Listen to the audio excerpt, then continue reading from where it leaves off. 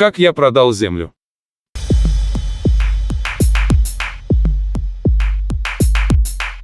Если бы мне сказали, что в понедельник я стану галактическим риэлтором, я бы рассмеялся и заказал собеседнику такси до ближайшей психиатрической клиники.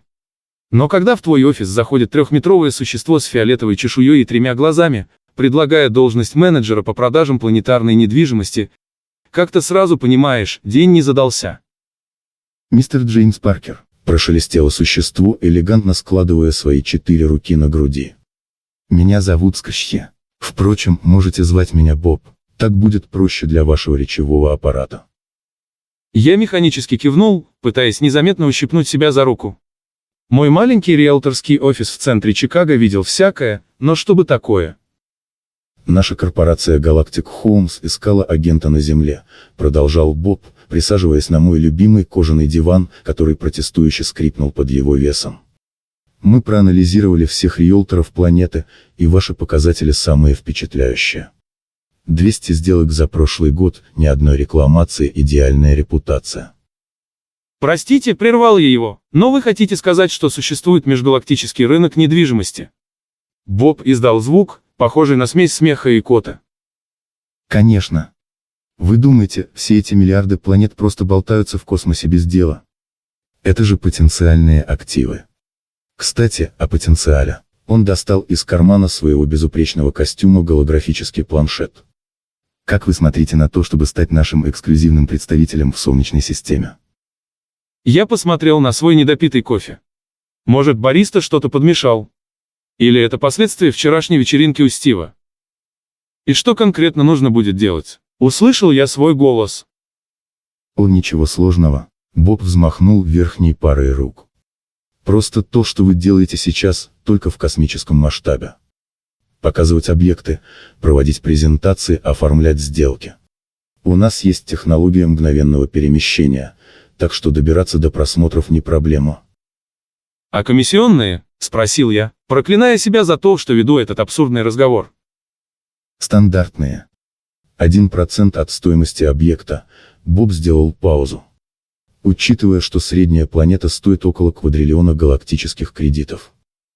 Я чуть не подавился. Сколько это в долларах?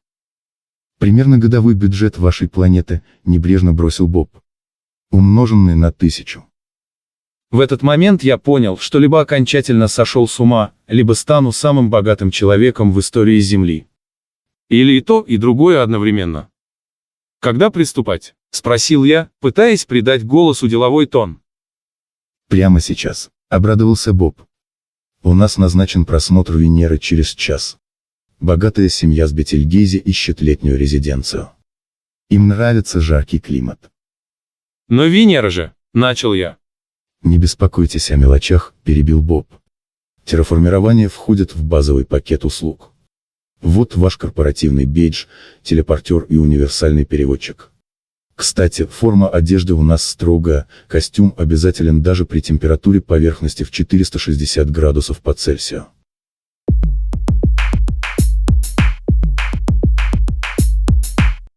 Подписывайтесь, ставьте лайки, оставляйте комментарии, делитесь с друзьями и, если есть желание, поддержите канал донатом. Все ссылки в описании и в инфе канала.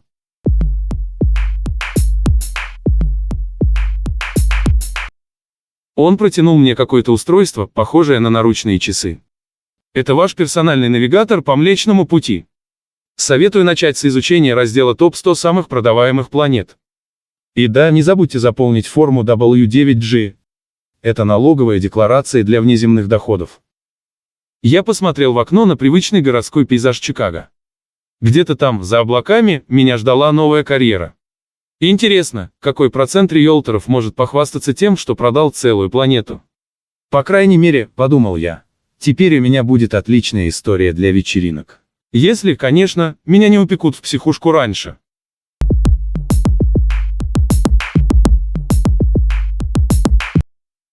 Первый рабочий день в качестве галактического риэлтора начался с того, что я материализовался в 3 метрах над поверхностью Венеры.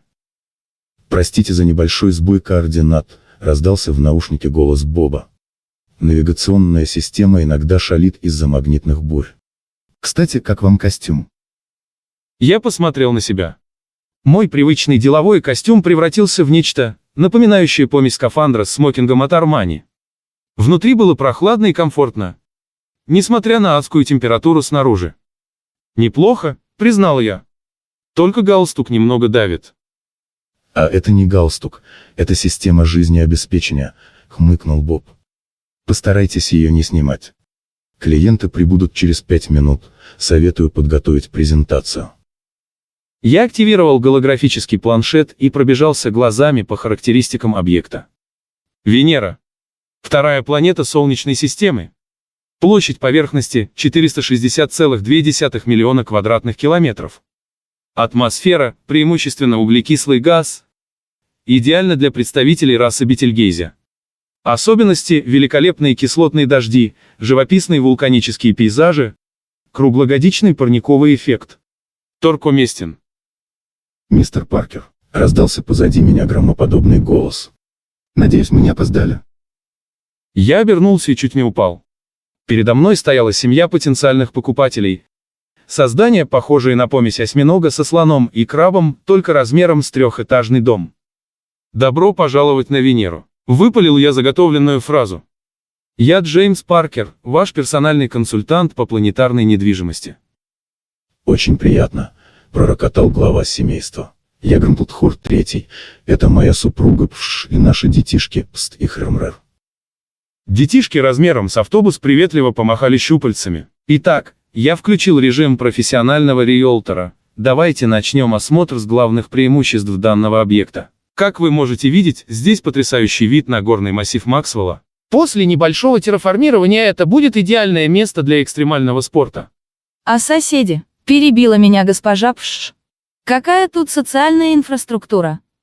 Я на секунду растерялся. Но ближайшие соседи – это Земля и Меркурий. Земляне в основном тихие, занимаются своими делами. Правда, иногда запускают космические зонды, но это безобидно. А школы? Поинтересовался Грамплтхор. Дети должны получить достойное образование.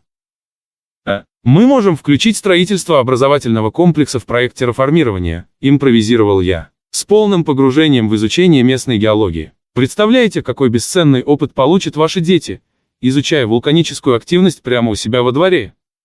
Малыш Пст издал восторженный свист и начал подпрыгивать, вызывая небольшие сейсмические колебания. А что насчет развлечений? Спросила Пш. Я не хочу жить в какой-то глуши. О, тут масса возможностей, воодушевился я. Можно организовать серфинг на потоках серной кислоты, дайвинг в атмосфере под давлением 90 атмосфер, экстремальные прогулки по раскаленной поверхности. А если станет скучно, Земля всего в нескольких световых минутах. Там отличные рестораны, только нужно будет немного уменьшиться в размерах, чтобы не пугать местных. Семейство задумчиво переглянулось всеми глазами, которых у каждого было не меньше десятка.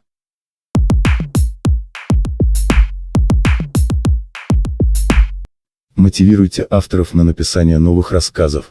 Подписывайтесь, ставьте лайки, пишите комменты, расскажите о канале друзьям. Даже небольшая сумма – это огромная поддержка. Номер карты в описании видео и канала.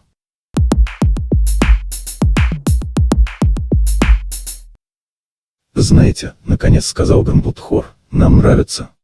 Особенно впечатляет уединенность и экологичность. Никакого шума гиперпространственных трасс, никаких надоедливых торговых представителей с Альфа Центавра. Сколько вы хотите за это сокровище? Я сверился с прайс-листом. Базовая цена – 2 квадриллиона галактических кредитов, включая базовое терраформирование, установку защитного силового поля и стандартный пакет коммуникаций. Плюс небольшой бонус – астероидный пояс в подарок. «Беру», — воскликнул Грамплтхор. «Когда можно подписывать документы?» В этот момент в моем наушнике раздался встревоженный голос Боба. «Джеймс, у нас проблема. На орбите только что появился крейсер Галактической службы по защите памятников природы. Они считают, что Венера должна быть сохранена в первозданном виде как уникальный образец парникового эффекта». «Прошу прощения», — обратился я к клиентам, — «небольшая формальность. Нам нужно согласовать некоторые, природоохранные моменты». В этот момент прямо перед нами материализовалась делегация существ, похожих на ходячие папки с документами. Их поверхность была покрыта параграфами и печатями. именем Галактического кодекса о сохранении уникальных планетарных экосистем. Провозгласило существо с золотой гербовой печатью на лбу. Данный объект объявляется заповедником класса А. Позвольте, возмутился Грамблтхор, мы уже практически заключили сделку. Бюрократ из Бета-Регул, прошептал мне в наушник Боб, самые дотошные существа во Вселенной. Однажды они целую галактику объявили памятником архитектуры. Я почувствовал, как сделка начинает ускользать сквозь пальцы вместе с моими комиссионными. Нужно было что-то срочно предпринимать. Уважаемые представители закона, начал я своим лучшим дипломатическим тоном, позвольте заметить, что семья Грамблтхора планирует максимально бережно относиться к местной экосистеме. Более того, они готовы спонсировать исследовательский центр по изучению парникового эффекта. Существа папки зашелестели страницами. По статье 47,3 подпункт Ш прошуршало одно из них, любое вмешательство в естественные процессы. Но позвольте, перебил я, а как же статья 92,7 о праве разумных существ на приобретение недвижимости в любом секторе галактики? И статья 154,2 о свободе перемещения и расселения. Бюрократы удивленно захлопали обложками. «Вы знакомы с Галактическим кодексом?» — спросило существо с печатью. Разумеется, соврал я. И могу процитировать прецедент с терраформированием Альфы-Хамелеона, где суд постановил. Впечатляет, пробормотало одно из существ. Обычно земляне даже не знают о существовании кодекса. «Предлагаю компромисс», — продолжил я, чувствуя, что нащупал правильный подход. «Мои клиенты готовы подписать соглашение о сохранении 80% поверхности Венеры в первозданном виде. Остальные 20% будут использованы для создания образцово-показательного эко-поселения с нулевым выбросом парниковых газов». Кстати, вы знаете, что представители расы Бетельгейзе питаются именно углекислым газом? Бюрократы зашептались, шелестя страницами. «А что насчет квоты на выбросы серы?» — поинтересовалось существо с печатью. Включим в контракт отдельным пунктом. Подхватил я. И ежегодный отчет о состоянии атмосферы. Через 2 часа интенсивных переговоров, во время которых было исписано столько бумаг, что ими можно было бы обернуть Венеру по экватору, мы наконец пришли к соглашению. Грамблтхор получал право на покупку планеты с рядом ограничений. Бюрократы — тонну отчетности и право инспекции, а я — свои комиссионные. Потрясающе! Восхитился Боб, когда мы телепортировались обратно в мой офис. Я впервые вижу, чтобы кто-то переговорил бюрократов с Бета-Регул. Вы проделали великолепную работу. Спасибо, устало ответил я, падая в кресло. Знаете, после этого продажа обычного пентхауса кажется детской игрой. О, у меня для вас есть еще один интересный вариант, оживился Боб. Семья с Сириуса ищет уютную луну для летнего отдыха. Как вы смотрите на то, чтобы показать им Европу? Правда, там есть небольшая проблема с проверкой от местных разумных креветок подо льдом. Я застонал. Может, сначала кофе? Конечно, согласился Боб. Кстати, попробуйте наш фирменный галактический латте. Он, правда, слегка радиоактивен, но зато бодрит так, что можно неделю не спать. Я посмотрел на свой старый кофейный автомат и подумал, что жизнь уже никогда не будет прежней. Впрочем, кто бы отказался от карьеры галактического риэлтора? Даже если рядом со мной совсем немного планет, а придется продавать только их. Марс, Юпитер пустынные. Есть еще и Земля. Они потребуют продать голубую планету и поддержат сделку оружием. Страшно себе представить. Но ведь я получу такие комиссионные.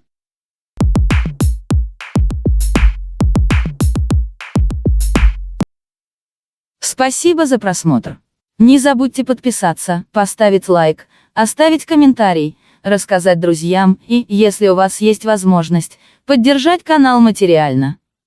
Номер карты в описании под видео и в информации о канале. Спасибо за все.